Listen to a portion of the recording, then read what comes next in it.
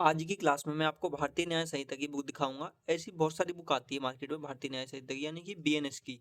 तो ये मेरे पास है, शैलेंद्र मलिक जी द्वारा लिखी गई बुक है ये, इलाहाबाद लॉ एजेंसी की। तो इस बुक में मैं दिखाऊंगा कि इस बुक के अंदर सिलेबस क्या होता है और कैसे इसके अंदर मैनेज करा जाता है सारा का सारा सिलेबस।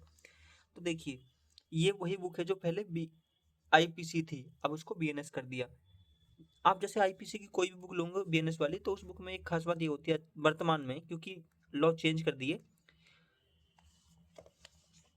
तो आप जब अंदर जाओगे तो आपको एक चार्ट इसके अंदर बना होगा कि इंडियन पिनल कोड के अंदर पहले ये था, फिर भारतीय न्याय संहिता के अंदर ऐसे मैनेज कर दिया। जैसे आप में से अभी भी शायद इस किताब को नहीं समझ पाए होंगे बहुत से लोग कि ये मैं क्या समझा रहा हूँ।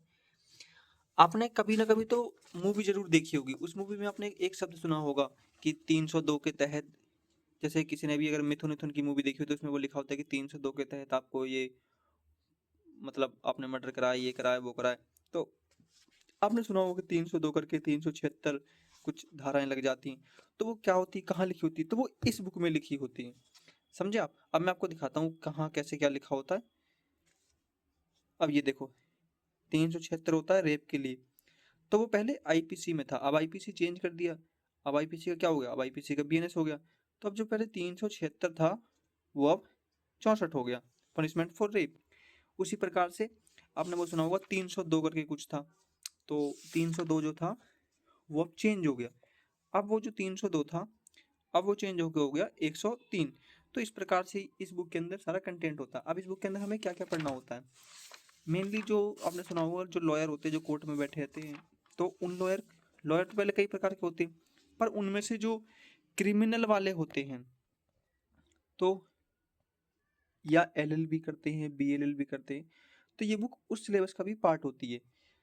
अलग अलग राइटर हो सकते हैं, थोड़ा बहुत चेंजेस हो सकता है, पर अंदर का कंटेंट सेम ही होता है। तो इसके अंदर देखो पनिशमेंट लिखी होती है, ये सारे सेक्शन होते हैं कि सेक्शन मतलब धारा इतने के तहत, तो वही धारा होती है ये।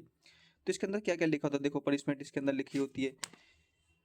इसके अंदर सब कुछ डिफाइंड होता है, बस आपकी ना थोड़ी सी नॉर्मल सी इंग्लिश भी हो तो आप उसको समझ जाओगे कि इसके अंदर क्या क्या लिखा होता है। जैसे act of a person of unsound mind, act of a child under 7 year of age, years of age, ठीक है। अबेटर के बारे में, अबेटमेंट ऑफ थिंग के बारे में।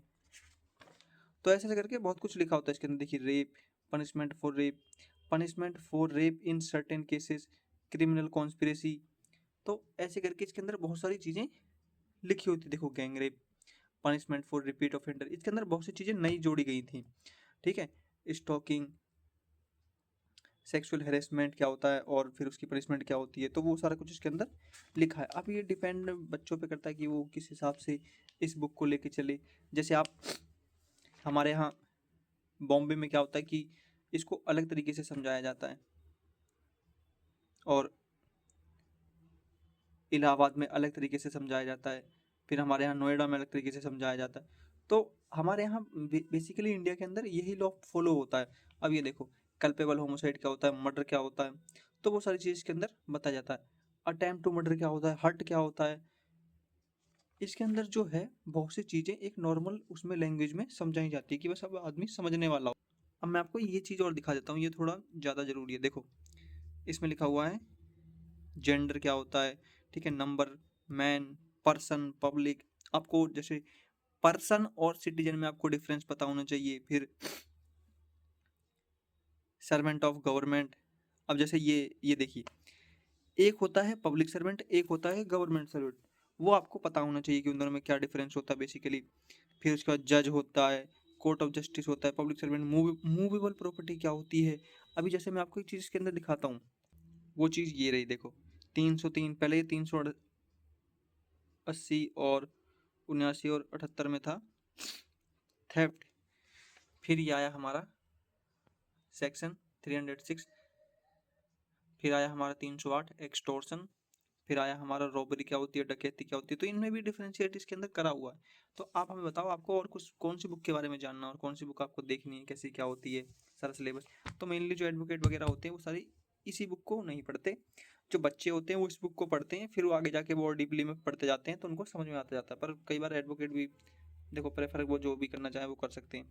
अच्छी इंग्लिश हो, अच्छी पढ़ने की आदत हो तो आप कुछ भी पढ़ सकते हो, आपके ऊपर समझने के ऊपर होता है सर सर कि आप क्या पढ़ना चाहते हो, क्यों पढ़ना चाहते हो। तो आगे आप हमें बताओ आपको क्या पढ़ना है, क्या समझना है। चैनल को सब्सक्राइब करो।